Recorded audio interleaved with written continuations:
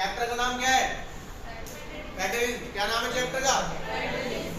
अब पहले तो सबसे पहले इस चैप्टर के नाम की आपको डेफिनेशन क्लियर होनी चाहिए कि वर्ड है फेडरलिज्म। क्या है वर्ड? फेडरलिज्म।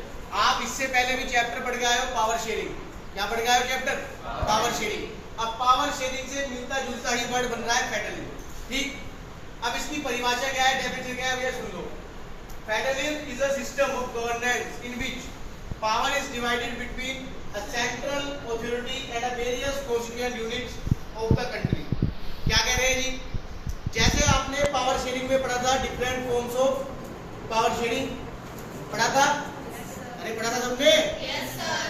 अब उसमें क्या था कि उसमें दो तरीके से फॉर्म थी पावर शेयरिंग की, कि पहला थे ऑर्गन्स, डिफरेंट ऑर्गन्स, और दूसरी फॉर्म थी डिफरेंट लेवल्स। तो इस चैप्टर में आप उस चीज को ही क्लासिफाई करके ज्यादा पढ़ोगे कि फेडरलिज्म क्या है। क्या बता दिया उन्होंने कि भैया फेडरलिज्म एक सिस्टम है गवर्नेंस का, जहां पर पावर को डिवाइड किया गया है between a central authority and a various constituent units of the country.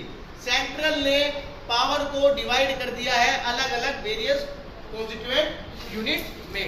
जैसे एक एग्जांपल लो आप, आपके पास एक सेंट्रल गवर्नमेंट है जी, ठीक। अब पावर अगर ये डिवाइड ना करे, अगर ये पावर डिवाइड ना करे, तो एक वर्ड है यूनिटरी गवर्नमेंट। क्या एक वर्ड? Unitary government. भैया अगर ये पावर नहीं कर रहे हैं डिवाइड, तो क्या होगा कि सिर्फ इनकी ही तानाशाही यहाँ पर चलेगी देश के अंदर। पर आपके देश के अंदर क्या है भैया? फेडरलिज्म है, क्योंकि पावर को क्या कर रखा है? डिवाइड कर रखा है।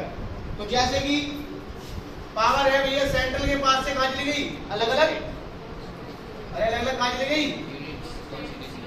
अलग अलग कॉन्स्टिट्यूएंट यूनिट्स में चली गई, अलग अलग स्टेट्स में बांट दी गई। तो वर्ड क्लियर हो गया? अरे वर्ड क्लियर हो गया? यही तो वर्ड है। फेडरलिज्म का मतलब क्या है कि फेडरलिज्म का मतलब है कि पावर को डिवाइड किया गया है अलग अलग लेवल्स पर। ठीक, क्लियर हो गई बात? अरे क्लियर हो गई बात इतनी?